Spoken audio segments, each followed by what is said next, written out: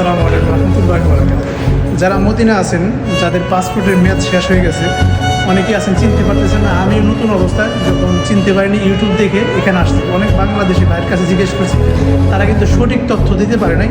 এর জন্যই আমি এই ভিডিওটা করলাম। যারা মদিনা আছেন, কীভাবে আপনাদের পাসপোর্ট রিনিউ করবেন।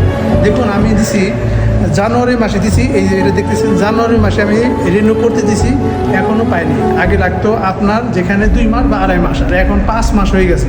এটা হইলো আমাদের সোনার বাংলাদেশ। তারপর আমি দেখবো, আশা করি আমার এই ভিডিওটা পুরোই দেখতে থাকুন এবং আমার পাসপোর্ট আসছে কি না তাও দেখতে পারবেন। আসলে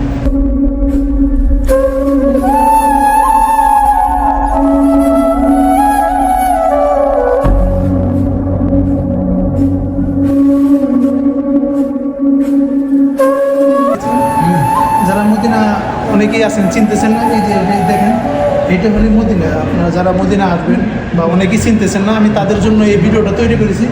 এই যে মদিনায় দেখেন প্রবাসী সেবা কেন্দ্র, এখানে আপনারা আসলে পাসপোর্ট রিনিউ করতে পারবেন। অনেকেই জেদ্দা যান, তাদের জন্য এই ভিডিওটা তৈরি করেছি। Thank you.